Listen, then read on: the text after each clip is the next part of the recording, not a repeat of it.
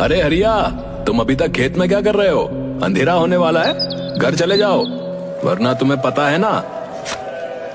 हाँ मानसिंह, पता है, मुझे डराओ मत, पर थोड़ा सा काम बचा है, ये निपटा कर जा ही रहा हूं।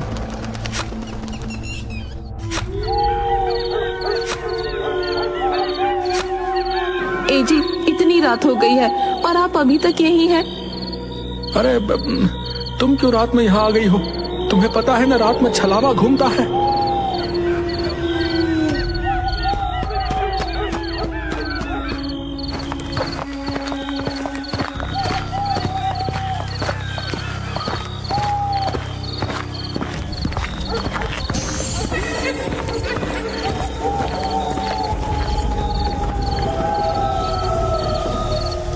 क्या हो गया? तुम रुक क्यों गई? चलो ना। वो सामने किसी औरत की लाश पड़ी है। अरे हाँ, ये कौन है? हरिया ने उसके पास जाकर देखा तो वो उसकी पत्नी की लाश थी। ये देखकर वो बहुत घबरा गया। उसने मुड़कर देखा तो उसकी पत्नी सामने भी खड़ी थी। वो उसके पास पहुंचा।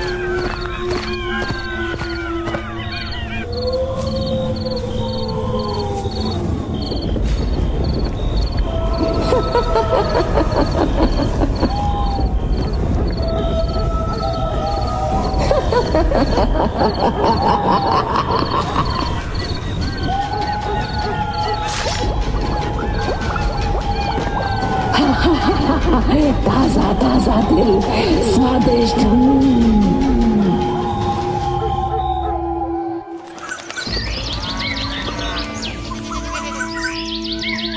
जब हरिया के छोटे भाई रमेश के पास पहुंची तो वो अगले ही दिन गांव आ गया।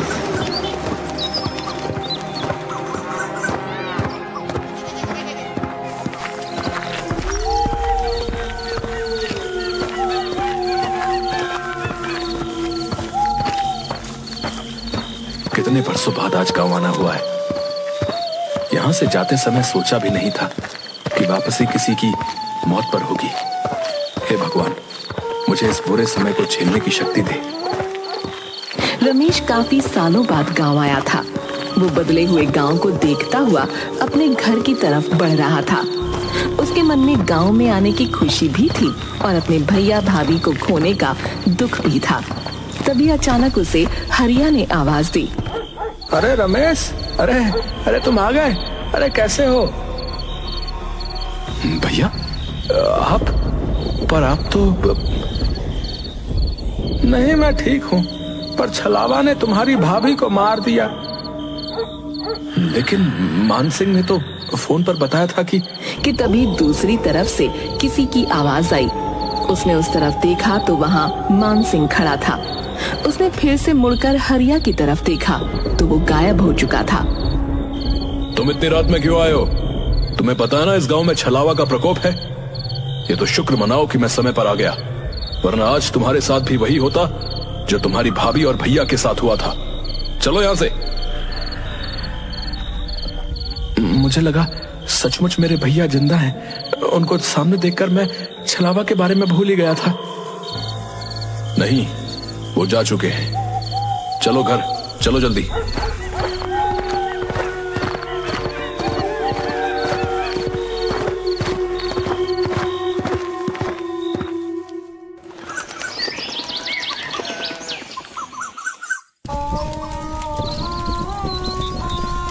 भैया, मैं आपकी चिता की अग्नि को साक्षी मानकर ये कसम खाता हूं कि मैं उस छलावा से आपका बदला जरूर लूंगा।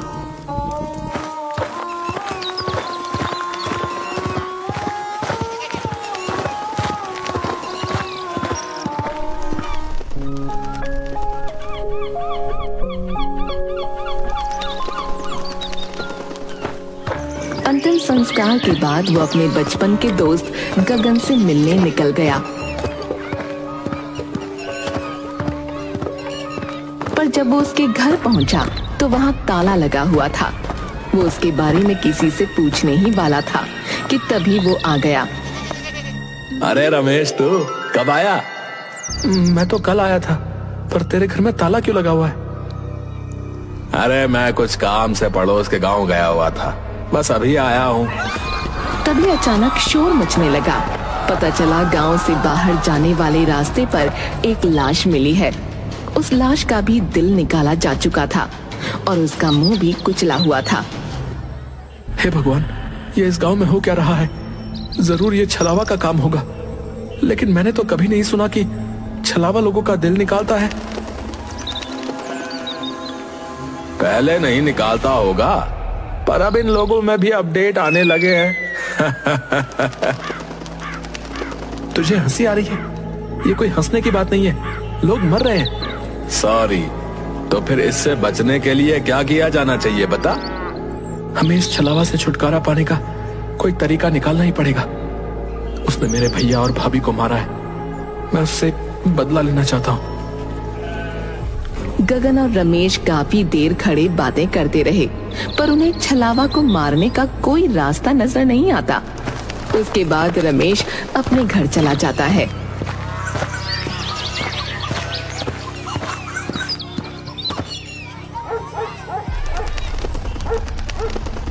मैं छलावा से बदला तो लेकर रहूंगा, कुछ भी हो जाए। रमेश छलावा को मारने के तरीके सोच रहा था। किसी ने उसका दरवाजा जोरों से खटखटाया। वो झिझक गया। कौन है? कौन है? अरे मैं हूं मान सिंह, जल्दी से दरवाजा खोलो, छलावा ने किसी को मार दिया है। आता हूं। रमेश हड़बड़ाहट में उठा और उसने जाकर दरवाजा खोला। सामने मान सिंह की लाश पड़ी थी। उसके सीने से उसका दिल निकाला जा चुका था और जमीन खून से लाल हो चुकी थी। ओ माय गॉड, ये क्या हो गया? मान सिंह, तुम्हारे साथ ये किसने किया? मैंने।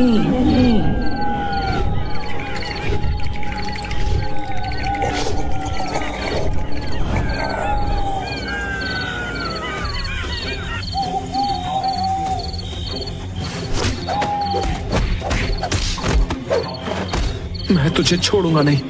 पहले तूने मेरे भैया भाभी को मारा और अब मान सिंह को। उसका वो हमला बिल्कुल बेकार साबित हुआ, क्योंकि छलावा ने उसके दोनों हाथ पकड़कर नीचे कर दिए। रमेश को ऐसा लग रहा था मानो उसके अंदर बिल्कुल ताकत ही नहीं है। तभी छलावा मुस्कुराया और उसने अपना एक हाथ रमेश के सीने के अंदर डाल दिया। ये होते ही अचानक रमेश की आंख खुली और उसने देखा कि वो अपने बेड पर है। हे भगवान, ये सपना था? नहीं, मुझे यकीन नहीं हो रहा है। मुझे मान सिंह से मिलना पड़ेगा।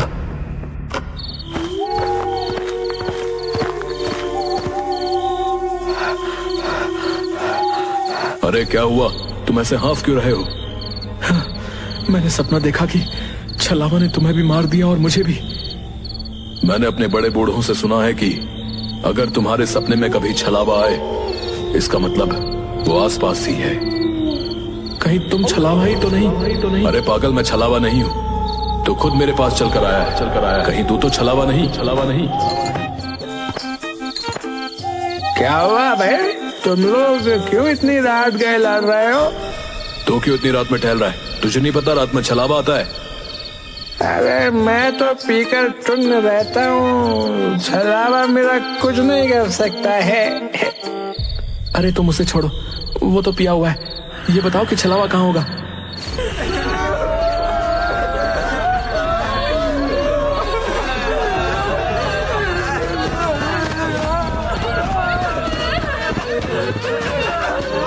क्या हुआ सरपंच जी? अरे मेरे बेटे को छलावा ने मार डाला। हे भगवान, छलावा ने सरपंच जी के बेटे को मार डाला। सरपंच जी, अब तो आपको कुछ करना ही पड़ेगा। सरपंच जी के बेटे की मौत ने पूरे गांव को हिलाकर रख दिया था। रमेश, मान सिंह और गांव के कई लोग एक जगह इकट्ठा हुए और छलावा से छुटकारा पाने का प्लान बनाने लगे। इस छलावा को रोकना ही होगा, हमें कुछ करना पड़ेगा। लेकिन कैसे? वो तो रात में आता है और हमें अंधेरे में दिखाई भी नहीं देता। इस छलावा से छुटकारा पाने का एक ही तरीका है। अगर हम उसे दिन में पकड़ लें तो उसे मार सकते हैं, क्योंकि दिन में वो बहुत कमजोर होता है। पर वो दिन में भला कैसे मिलेगा? तो बस ये तरीका है कि हमें उसे रात में ही किसी तरह फंसाना होगा और फिर सुबह होते ही उसे मारना होगा। हमें ऐसा जाल बिछाना होगा जिससे वो निकल ना सके। गांव के लोगों ने मिलकर एक योजना बनाई।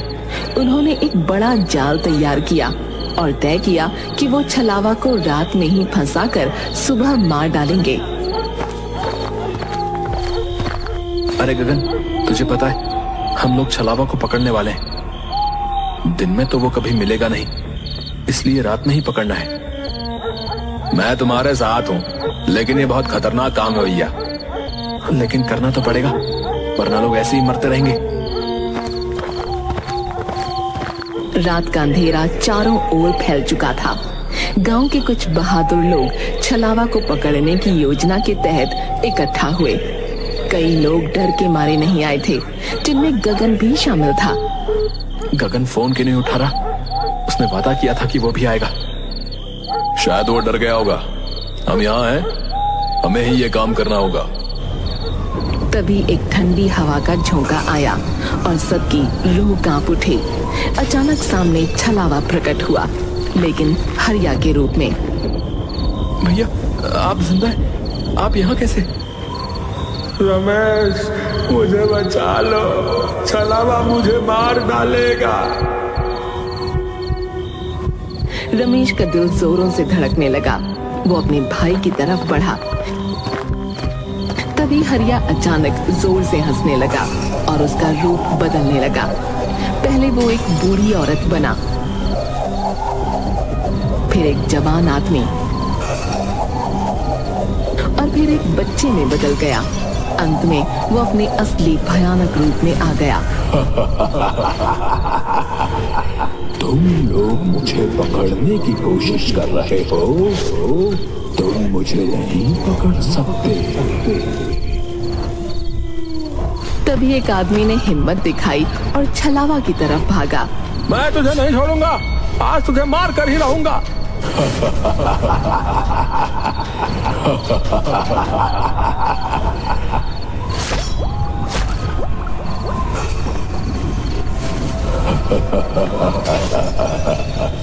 ये लो तासा तासा दिल खाओ।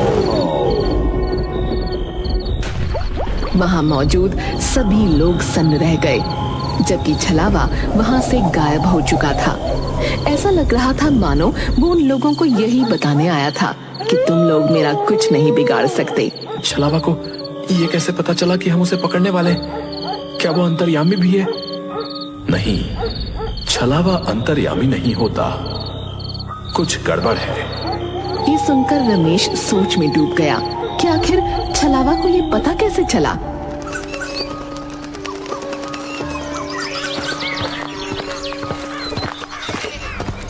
गगन, तुम कल रात को क्यों नहीं आए?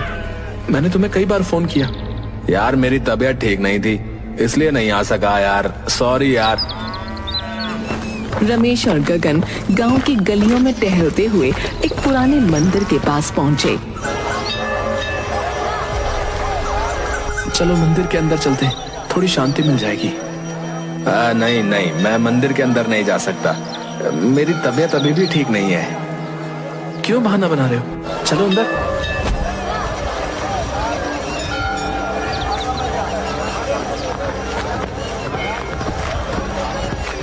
गगन, ये गलत बात है, मंदिर में तो जाना चाहिए। हाँ हाँ, अंदर चलो, तुम्हें अच्छा लगेगा। नहीं, मुझे छोड़ दो, मैं अंदर नहीं जा सकता। गगन बुरी तरह छटपटाने लगा, लेकिन रमेश, मान सिंह और सरपंच ने मिलकर उसे पकड़ा और मंदिर के अंदर खींच लिया। मंदिर के द्वार के अंदर जाते ही गगन जोर जोर से चीखने लगा। मुझे पता चल चुका है कि तुम ही छलावा हो। जिस लड़के का छलावा ने मुंह कुचल दिया था, उसकी पोस्टमार्टम रिपोर्ट आज सुबह आ गई और पता चला कि वो तो गगन था। यानी जो गगन मुझसे मिलता है वो छलावा है, जो दिन में गांव की खबरें लेने आता है और रात में शिकार करता है। भयानक बदलाव आ गया। उसकी आंखें लाल हो गईं और उसका चेहरा जैसे फटने को हो गया। वो खुद को छुड़ाने की कोशिश में बुरी तरह से चीख रहा था। नहीं, मुझे छोड़ दो। तूने मेरे भैया भाभी दोस्त सबको मार डाला आज मेरा बदला पूरा होगा। रमेश और बाकी लोगों ने उसे मंदिर के पवित्र स्थान की तरफ खींचा और उस पर गंगा जल डाला। छलावा की चीखें और भी तेज हो गईं और उसके शरीर से धुआं निकलने लगा। मंदिर के पवित्र वातावरण में वो धीरे धीरे राख में बदलने लगा। ये हमारे गांव की शांति